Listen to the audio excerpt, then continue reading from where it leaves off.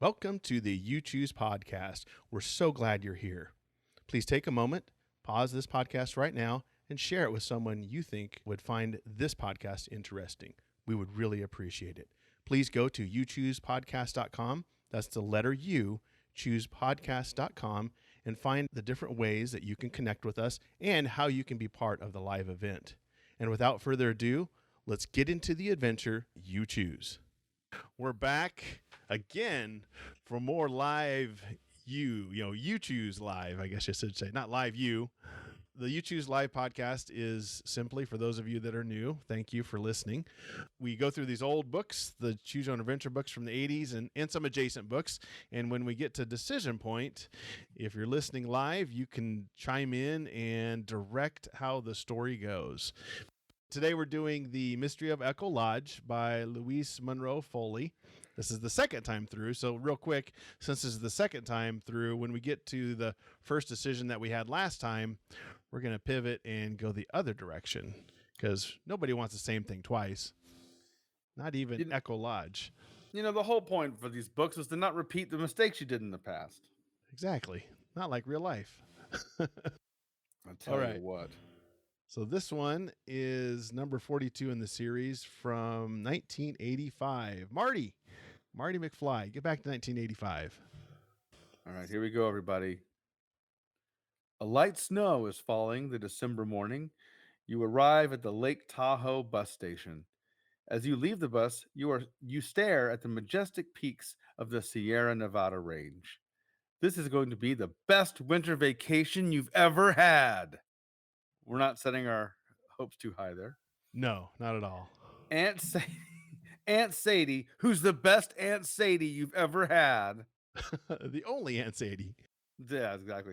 Said there'd be lots of time off from your duties at her lodge to go snowmobiling and to learn how to ski. Man, listen, that's the first thing I'd be doing, getting to that lodge. Grab your skis and go. Break a leg, right? Literally. Right. You enter the depot and look around.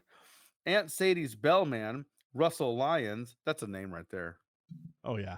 Yeah. That's British or something. That's either like a superhero or a guy that owns like a rental furniture store. Furniture store. Get down to Russell Lyons Furniture. Only $9.99. 0% interest for 14 months. After 15 months, 90% interest.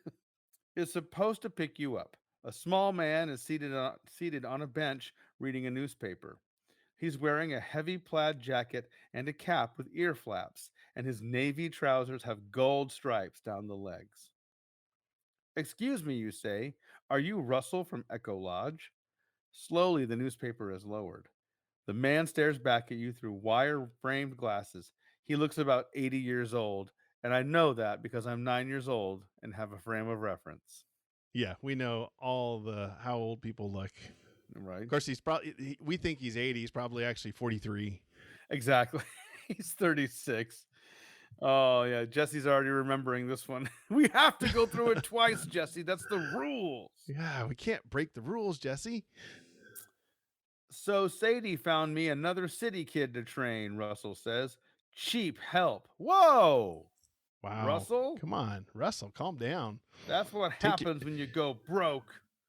Not like the old days when we hired expensive help. Exactly. Come on. He didn't take his Metamucil. No, he's grouchy. He's a little backed up. You follow Russell outside and climb into an aging purple van because vans age, with Sadie's Echo Lodge printed in gold on the side. Who's going broke, you ask as he shifts it into gear. Sadie's going broke, Russell says. More cancellations than reservations these days. I know, it's the Paiute jinx. We're going with Paiute, I suppose. Paiute, yeah, we'll go that route. Paiute. He suddenly steers off the main highway onto a narrow mountain road. There's a great illustration there. Yes. Quite snow-covered. Very snow-covered. That's either snow or mashed potatoes. We don't know. Hey, to be either one. Either way, you can grab a spoon and go. Either way, get to eating. What's the Paiute jinx, you wonder? You hesitate to ask Russell. He seems so crabby. Maybe Aunt Sadie will explain. You ride in silence, staring at the rugged mountains and deep canyons. Here it is, Russell says, pulling up in front of a steep stone flight of stairs. The main lodge, almost hidden by towering pine trees, is a two-story structure of stone and redwood. A stone chimney climbs one wall, and around the main building are four small chalets. Their steep, sloping roofs support a heavy snowpack or mashed potatoes, Either one. and dagger sharp icicles hang from the eaves. Go on up, Russell tells you. I'll park the van. You drag your bag up the steep stairway and enter the lobby. Aunt Sadie, you call, peering around. Your aunt comes running in. Just call me Sadie, she says, giving you a hug and displacing your sense of order and hierarchy in the world. You just got here in time. My switchboard operator quit this morning. Surely a good sign.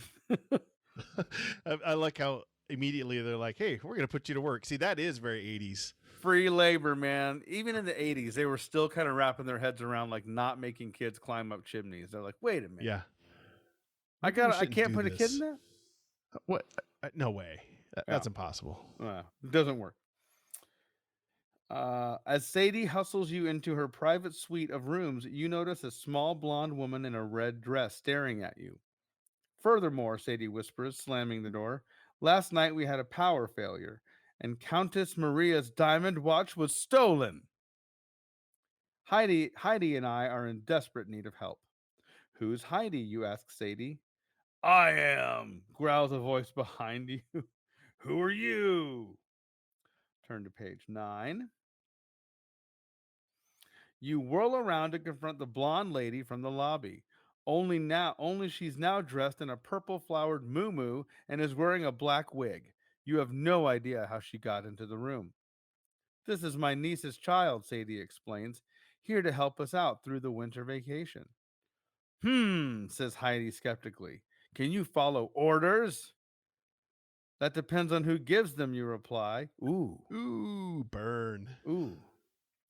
When you work with me, I give him, Heidi snaps. Now go kill Russell. I'm kidding. I'm kidding. It's your first order. As a sign of your loyalty. Yes. Kill the old man. I am the Echo Lodge house detective, retired from a long and distinguished career with Interpol, the International Criminal Police Commission. Her speech is interrupted by a wailing siren.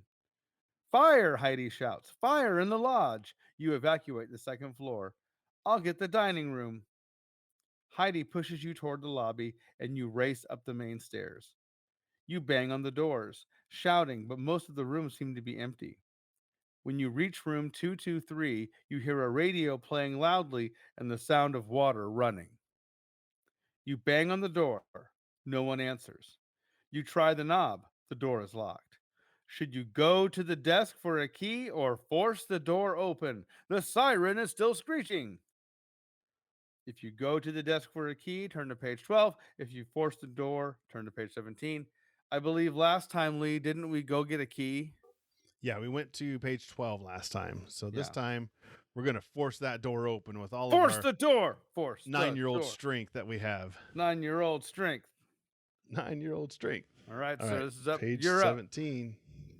You put your hand on the doorknob, brace your body, and slam into the panel. As you make contact, the door to 223 flies open, and you sprawl on the floor. Someone unlocked the door, and they did it while you were standing there, but there's no one in the room. You get up from the floor. The radio is still blaring, and you can hear water running in the shower. Quickly, you kick the room door shut. You remember the fire rule from school safety class. Fire, you yell, banging on the bathroom door. Everyone out. There's no reply, so you push the door open. The shower stall's glass door is ajar. Water is flooding out. A feather floats on top of the water. You turn off the tap. I thought it was a door. Where is it? Here we go. You're welcome. You turn off the tap, pick up the feather, and grab a folded towel from the rack. As you toss the towel into the water on the floor, something drops from its folds. You crouch down and pick up what looks like a small piece of bone. That's when you hear it, a soft whirring behind you. Still half crouching, you awkwardly turn toward the sound. Hovering on top of the door is a gray hawk. Its amber eyes are trained on you as if waiting to attack. Instinctively, you throw your arm up to protect your head as the bird rockets toward you. Its sharp talons tear into your arm, and you lose your balance, sitting down hard in the layer of water on the floor. By the time you get back to your feet, the bird has flown to the other room. Turn to page 28. Wrapping a clean towel around your arm, you hurry back into the room after the hawk, but the bird is nowhere in sight. You check the closet and under the bed. Why would the bird go under the bed? Birds don't go under beds. Come That's on. science. We took a correspondence course in falconeering. We should know. Under the bed is the natural enemy of all birds. Exactly. The hawk has disappeared. It can't be. The door is still closed and locked. The windows are not only closed, but are covered on the outside with storm windows. Suddenly, the siren stops. The lodge is quiet, and in the silence, you realize that another oddity has occurred. The radio that was blaring when you entered the room is also quiet. You leave the room and hurry downstairs. Your arm still hurts. In the lobby, Sadie is talking to a muscular, dark-haired man who looks angry. Russell is standing beside some luggage at the main entrance. You approach Sadie. I have to talk to you. Sadie, you say softly. Not now, she replies. I'm talking to Mr. Hawkins. Ha, a hawk, Mr. Hawkins? That can't be coincidence. The hawk can morph into a human. Yes. Kill it quick. Episode of Manimal in the 80s. Oh, gosh. Good old Manimal, by the way. Yes. God. Exactly. Was that even on a season? No, it lasted a half a season and it got canceled. God. Good old Manimal. Sadie, this is important, you whisper. She brushes your hand from her arm. You feel so helpless. Something strange is going on.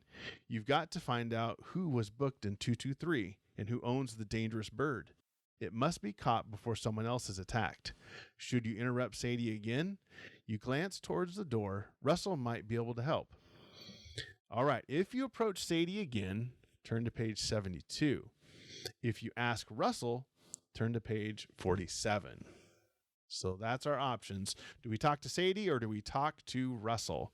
As we decide the age-old question, Sadie or Russell, I'm going to read to everyone the opening narration of the hit TV series Manimal. Oh, boy. Dr. Jonathan Chase, wealthy, young, handsome, a man with the brightest of futures, a man with the darkest of pasts.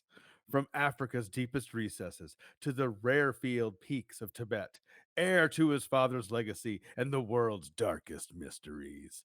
Jonathan Chase, master of the secrets that divide man from animal, animal from man, Manimal. That's awesome. To think, you watched that, I assume. I did. Or at least an episode. Me too. I did watch Manimal. He could turn into animals. I know. Who doesn't? He's What like- kid he's doesn't like, like that? Me, and he's like a hawk flying around. Shows his eye. Yeah. It was basically like I'm more of a fan of Beastmaster, like where he's just like, yeah, I'm in the mind of a hawk. Now I'm in the like he's like commanding them and Yeah. eyes telling of them a what to do. ferret. That's what I want. Oh, yeah. I want to turn into a snake. I want ferret Or- powers. Ferret powers.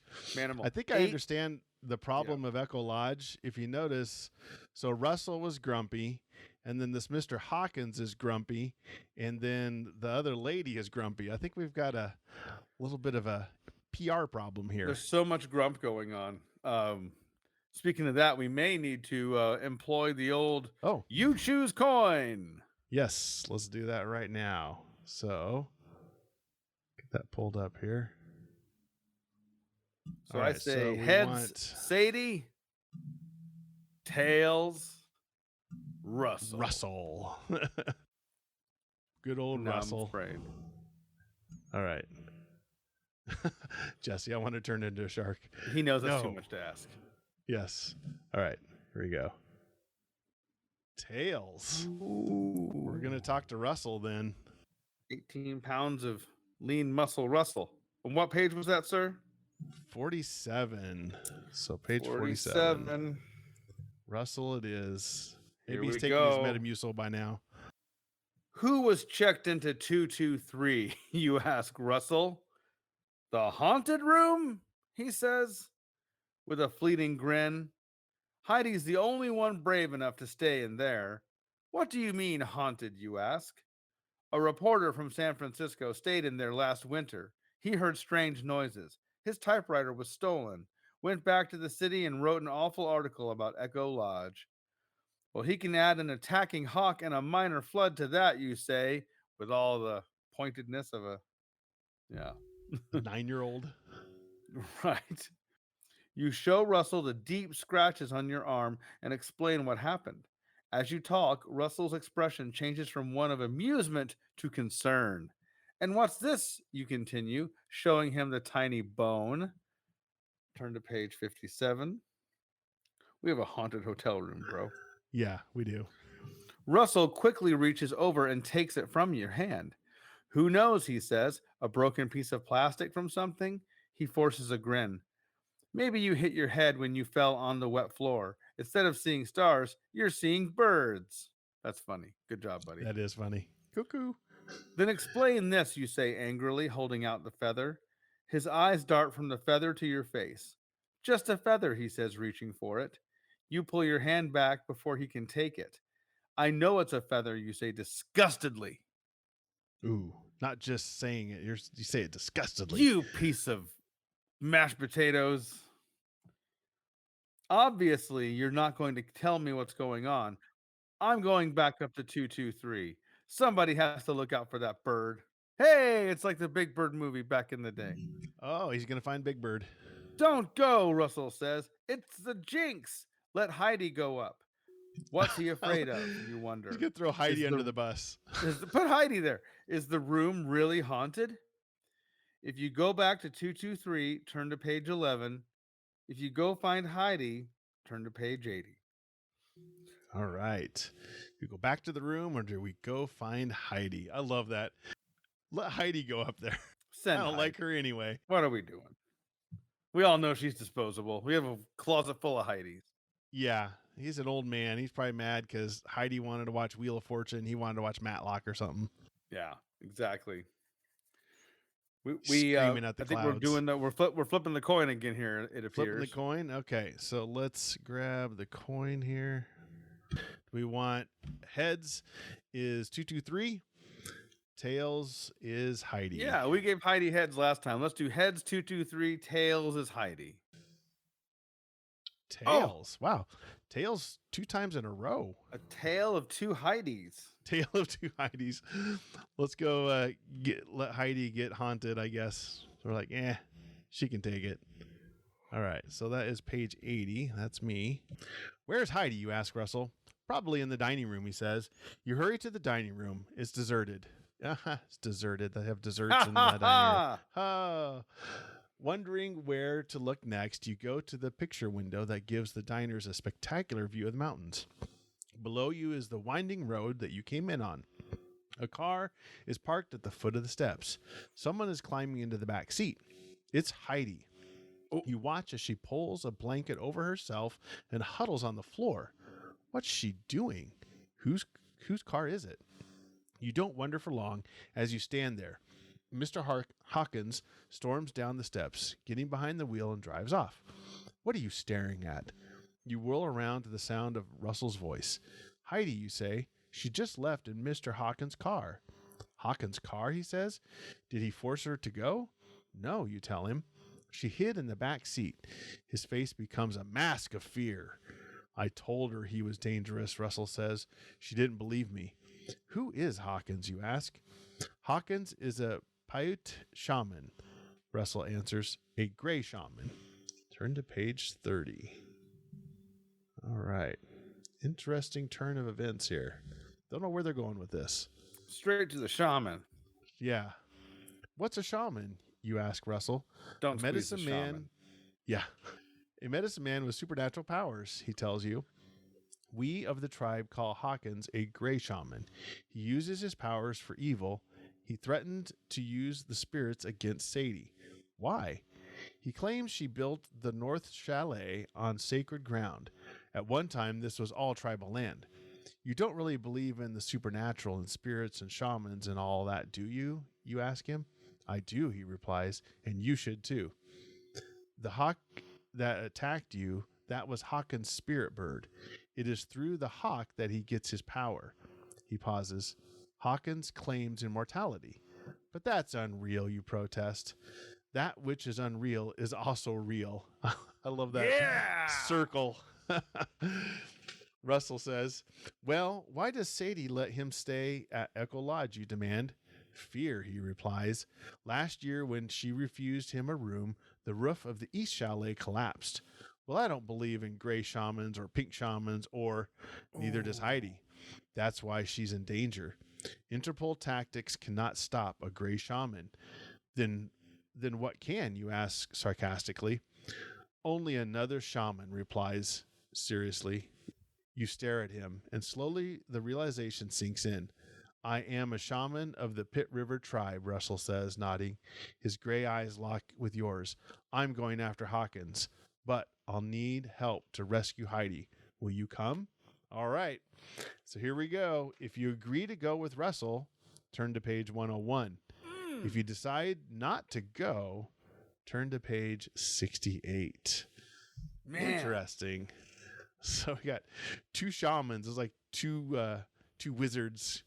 Two wizards. This is where I wish, having to flip the coin is tough because, I personally want to make a choice here, but we can't. We can't. We must let the fates decide on what to do.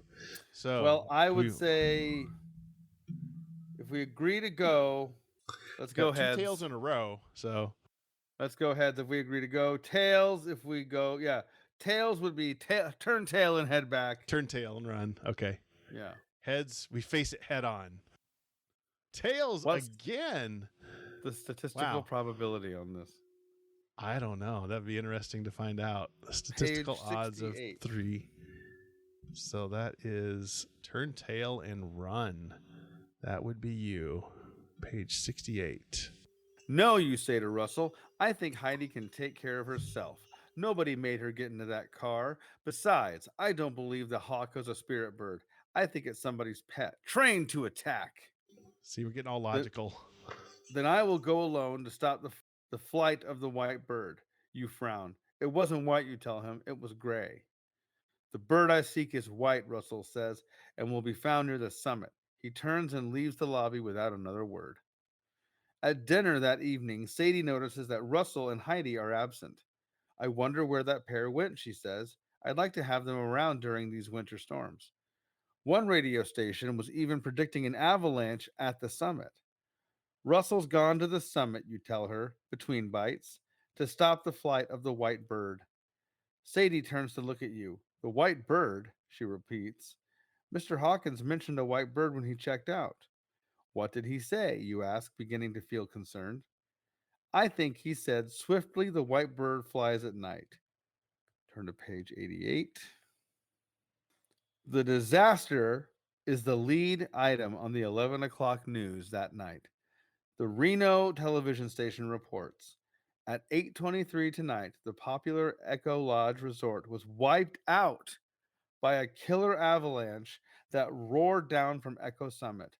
The only survivors were the house detective and the chief bellman, who were both away from the lodge at the time the avalanche struck. The end. Killed by snow or mashed potatoes. Killed by the white bird mashed potatoes. Yeah, there you go. So both of these wildly different endings. Yeah, completely different. Because the first one we solved like a crime. Yes. And then this is actually a pretty good. I would say book wise, the variety of endings is pretty good so far. That I know it's like a total. One's a mystery that we solved. This one was like supernatural flavor to it. Yeah. The first one was a very murder she wrote. The second one was more manimal. There we go. Manimal. We're going 80s TV show references. We should do Yes. that. Not now, Oh, maybe, yeah. but like for maybe like a little season of our shows, we like give them ratings on TV shows from the 80s, maybe So 90s too. We'll do 80s and 90s. 80s and early 90s. So this one's Yeah, Murder She Wrote. Jessica Fletcher meets Manimal. meets Manimal. Yep, I agree. That was That'd be great. great. Speaking of ideas, I guess this is kind of totally different. Remember we talked about mixing some of these where you go to page 12 on Echo Lodge, but then you go to page 88 of Star Trek Voyage to Adventure or something like that. Yeah, like we do an actual mashup of two books. I tested it and it does work. It Yeah. is interesting. It's the Mad Yeah, Libs of Choose Your Own Adventure. I think it'd be fun at some point to do a You Choose mashup where we take two books and literally back and forth between two books. We just alternate. I tested it on 3 and it actually worked pretty good. I think it might work out. Anyway, stay tuned. We may try that. Here we go. All right. Speaking of Star Trek, we're going to do Star Trek Voyage to Adventure. This is Which Way books. And these were the, like we always say, the GoBots of Choose Your Own Adventure. They really were. They really typically not as good. I mean, some of them we've done actually weren't too bad, honestly. But most are, but we want to try them anyway. Yeah, it's tough because you're like, okay, so I want variety and I do like Star Trek, but then after a while you're like, how old were you before you realized that licensed stuff tend to not be very good? Yeah, it didn't take too long. You had a few disappointments. I had like an X-Men game that I bought. Oh, this is gonna be great. It was not very good. Yeah. And then cartoons, Saturday morning cartoons based on stuff tended to not be as good. Yeah, movies or other IPs. My first real like branded thing that I thought was going to be amazing, and then I realized it just wasn't, was the Back to the Future video game for Nintendo Entertainment System. Oh, okay. Yeah. And all they did, and I'm not kidding you, because I didn't know this at the time because I didn't have an Atari. They just ripped off Paperboy and Burger Time and like another one and just made a Back to the Future type like thing. Just I think even reskinned it and just reskinned it and said, "This is Back to the Future." Oh yeah. Wow. Yeah. It was terrible. I mean, it wasn't good. It just wasn't good. That was almost like E.T. Oh god. I remember I had rented, I think it was Star Trek, the video game for Nintendo at one point. And I remember just being like, I think these license things aren't very good. And then that's when you knew. It's been settled in. Yes. So we're going to give this a try, though. We've gone through it once, and we want to try it again. So this is Star Trek Voyage to Adventure by Michael Dodge.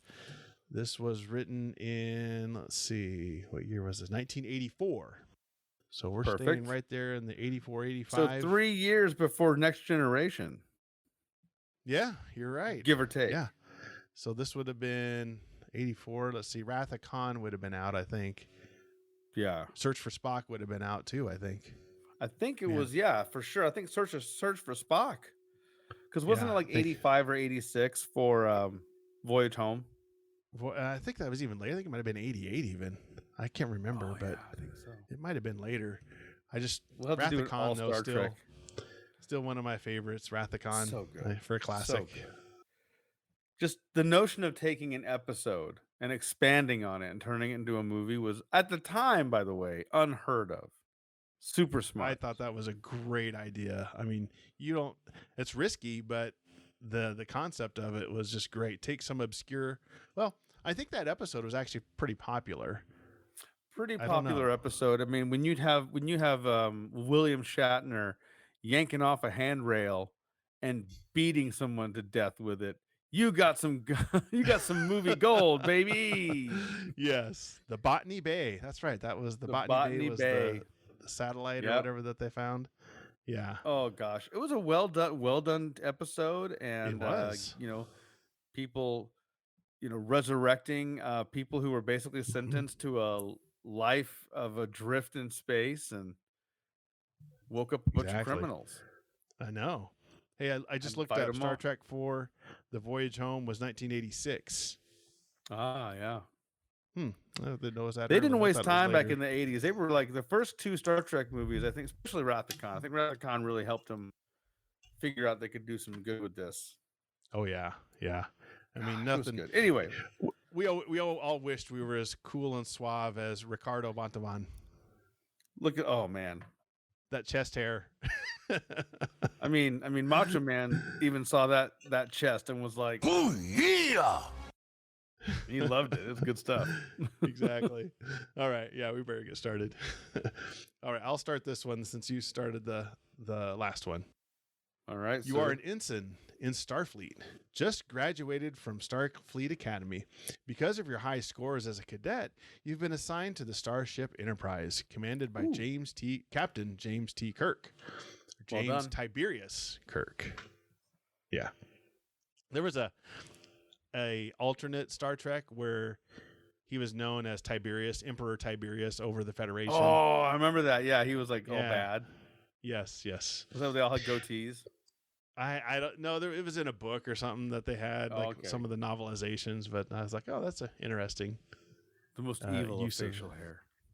As you pick up your space bag and prepare to beam aboard the Enterprise, space bag, space vampire.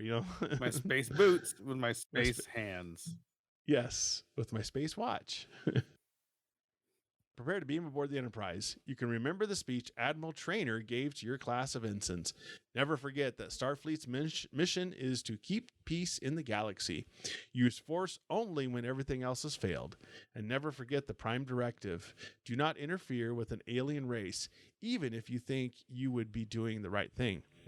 We do not always understand the ways of other peoples, and sometimes our help, in air quotes, may only make things worse. Power is a terrible thing, unless it is used wisely. Now, best of luck to you all. The transporter operator pushes the controls, and light surrounds you. You are beamed aboard the Enterprise.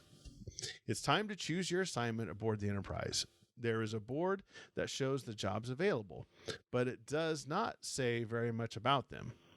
If you want to try engineering, go to page 3.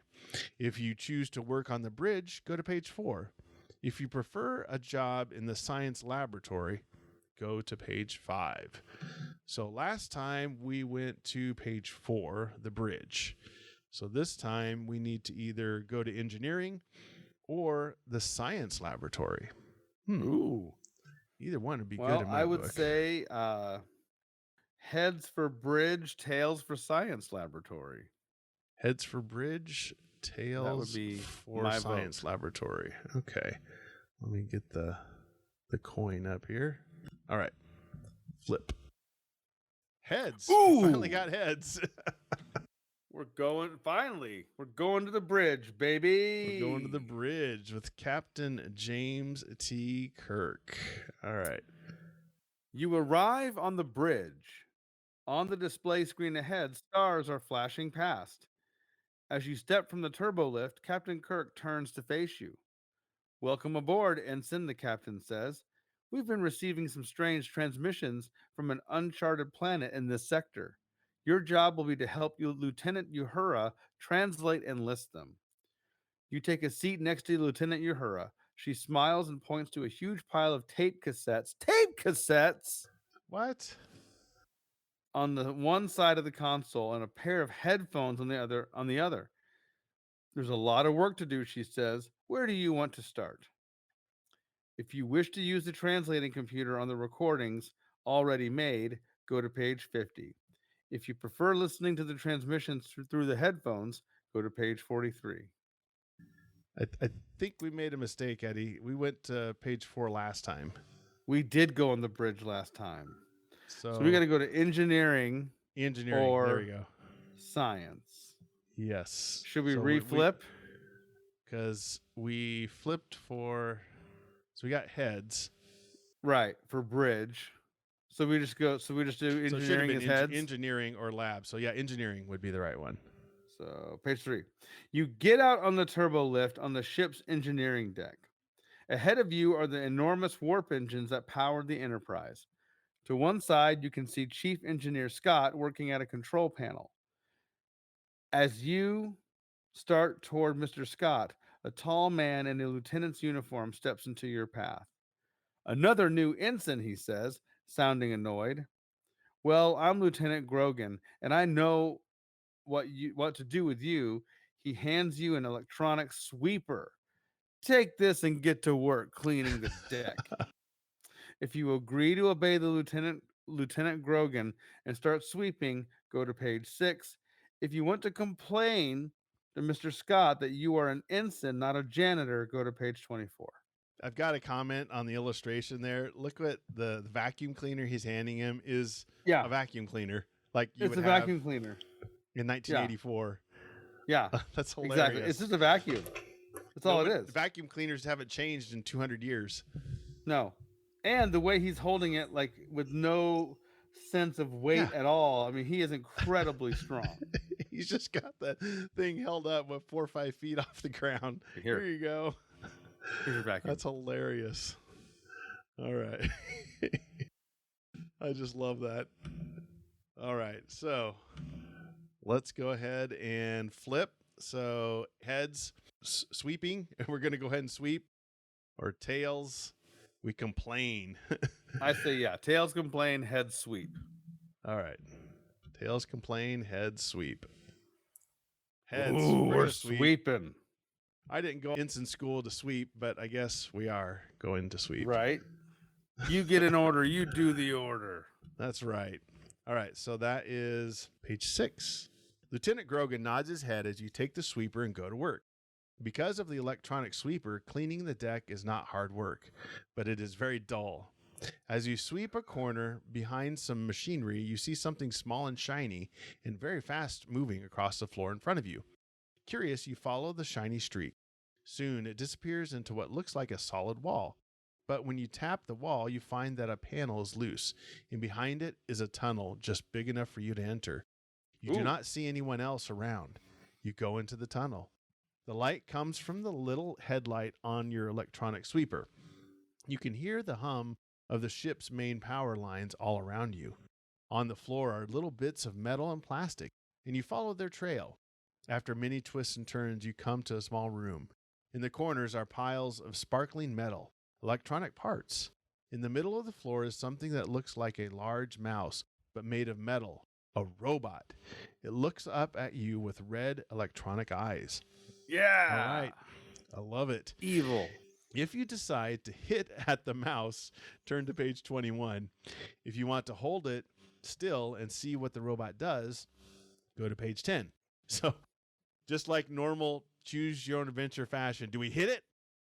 Or do you punch it? Yeah. Although it is Captain Kirk style decision making. That's true. Do I kiss it or do I punch it? Or punch it. Exactly. I would let's change this up. Let's do tails to hit the mouse. Oh, we got a vote here. Show the evil robot some love. Carolyn is in the chat. Show the evil robot some love. So that means we hold it. So that would be page 10. Good to see Carolyn back again. Page 10. Hey, Carolyn. You stand very still, watching the metal mouse as it starts to crawl nearer your electronic sweeper. Then it reaches towards the machine with shiny steel claws. This is becoming ominous. Very quickly, you turn the sweeper's control up to high power. The mouse is sucked inside. It makes beeping noises from inside the bag. This is a vacuum cleaner. Yeah. Space vacuum cleaner. Space vacuum cleaner, of course. If you want to look at your captive right now, turn to page 16. If you choose to leave the tunnel and show the mouse to an officer, go to page 14. Okay. I like how we always refer the sweeper as electronic sweeper. It's done that 3 times now. Yeah. Carolyn giving us an accurate representation of what the mouse would have sounded like. Bleep, bloop, bleep, bloop, bloop. I accept. I agree. Macho Man agrees too. Okay, yeah. Oh, yeah! He says, look at the mouse. Exactly. So we have a vote for look at the mouse. 16. You stop the sweeper and open its bag. The mouse, in quotes here, robot's red eyes look up at you from the darkness inside. You reach into the bag, remembering too late that the mouse has claws. Well, our memory for an ensign, we're just Not so good. no. You feel the sharp metal talons scratch your hand. You lose your balance, falling against the wall. Power cables pull loose, and you are surrounded by a brilliant blue cloud of sparks. Then there is nothing. The end. Wow. Man, we're we horrible. died twice on the Enterprise. Is our shirt red again? Yeah, oh, it must be. Well, it is now. It is now. 'Cause Soaked in our blood.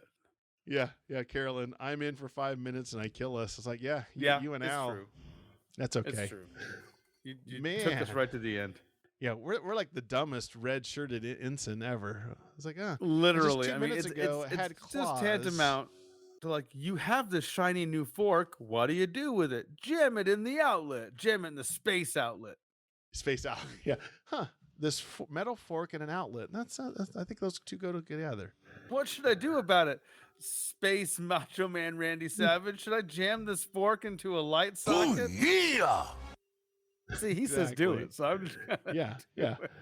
That's like the old thing we had earlier, the Jeopardy. Outlets. Things you stick forks into.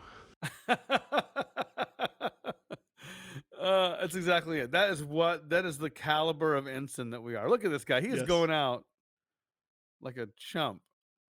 Oh, what's Carolyn? What is this vacuum made of that it can suck up a metal robot but can't contain it? I know. Well, I know, right? I think we opened it actually, but Yeah, we're like, huh, let's take a look at this. Even though it has talons, I'm just going to open it up and reach my hand in. if I have the wherewithal to suck something up inside of a vacuum that I didn't want to let not be inside the vacuum, I'm just hitting the bag with a bat until it's not Yeah. moving anymore. We're not very bright, evidently. I know. How we got through Starfleet is beyond me. We must have cheated or something. Exactly. Oh, she thought it was a bagless vacuum you could see. Well, okay, it doesn't say, I guess, No, does it? because that's Next Generation Star Trek right there. Well, it says you stop the sweeper and open its bag. So, I mean, the author didn't even try to make it sound futuristic. They just, let's grab this 1963 Hoover and throw it on a spaceship. Like, ooh, not even a Dyson. Yeah. It didn't even have like a container. It was like a bag, dude. It's like my grandma has an old Hoover, or what were those? Up until recently, our version of the future was always based off of our current technology. We were like, well, audio tapes are a thing. Yeah, Kirby. know, There we go, a Kirby. And they're like, well, I'll listen to this. Headphones go on. It's like, no, there'd be implants in your head where you could just be like. Definitely reflects the original series. In the Next Generation, I think, here's your Kirby buffalo print 110-pound vacuum. Dude, go back to that one page. It was a 110-pound vacuum, and he's holding it with like 3 fingers, like it ain't nothing. He's like, here it is. Yeah, it's 110 pounds, and I'm just picking it up like it doesn't weigh anything. He's like, I do all the look at that. That vacuum was 110 pounds, and it can suck up an alien. And he's like, well, here. Maybe in space things are lighter.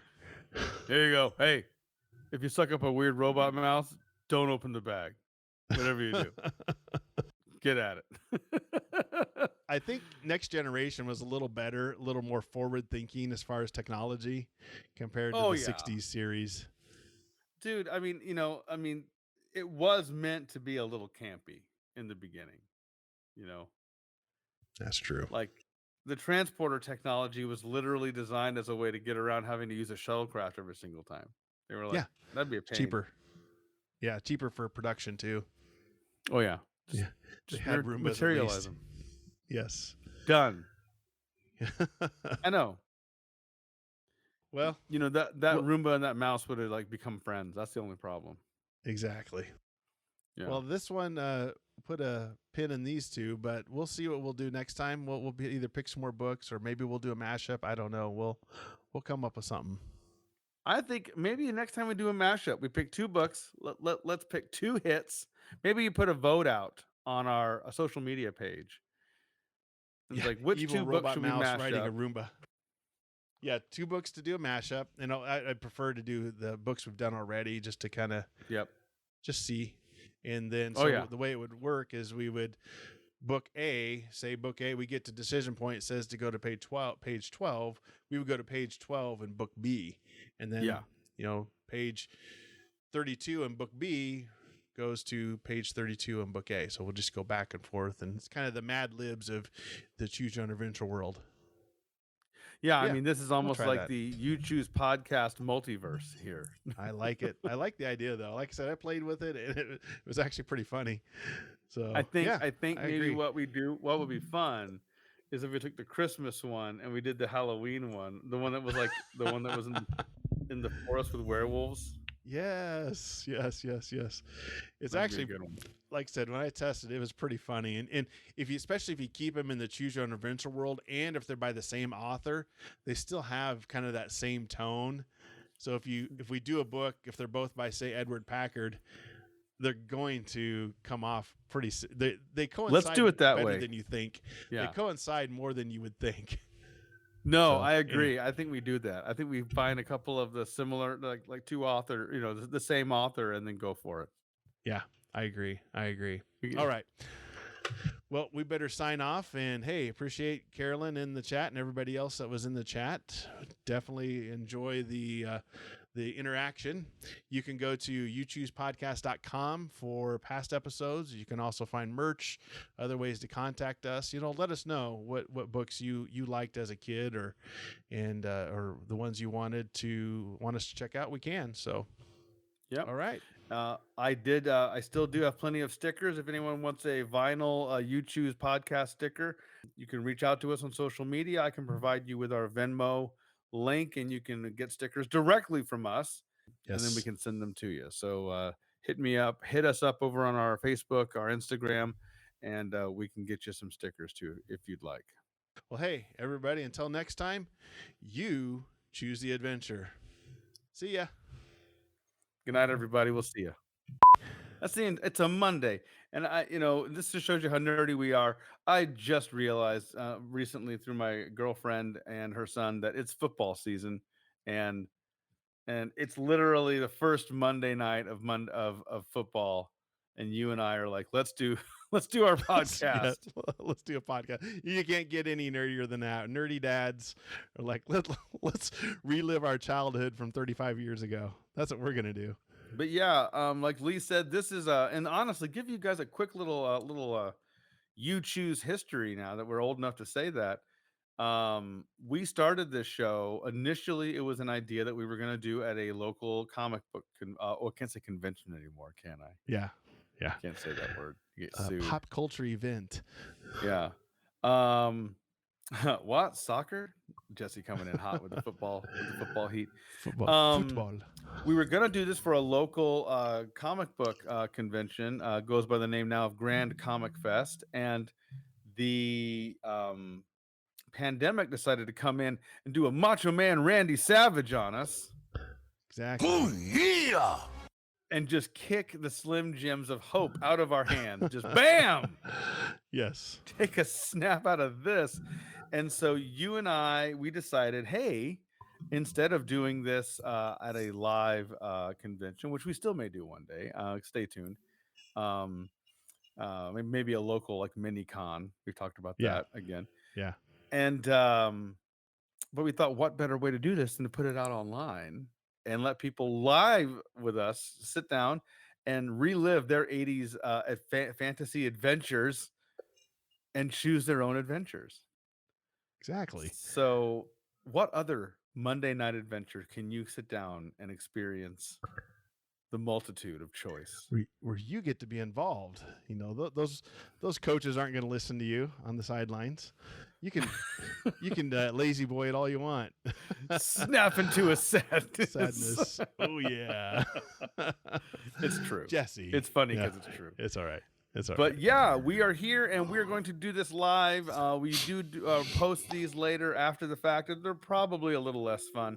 I can imagine people screaming at their radios or whatever the heck you're listening to us on as we pick choices that you're like, surely this will kill you. And the answer is yes, it will. And don't call me Shirley.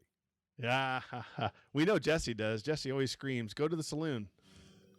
Jesse's all about the saloon Al, who's not in the chat tonight, is all about just finding any electrical device and having us step in water and then bite the cord. Just Well, yeah, he's not beholden just to electricity, fire, cliffs, what? Oh, yeah. Whatever. Oh, yeah. He Doesn't doesn't. matter. He doesn't put the plastic safety things into the outlets at his house. No, they're not. No. His house is not kid friendly, probably. No, In fact- he actually makes it a point to make it not kid friendly. He's got Yeah. bear traps and barbed wire and exposed wire. It's good. It's all good stuff.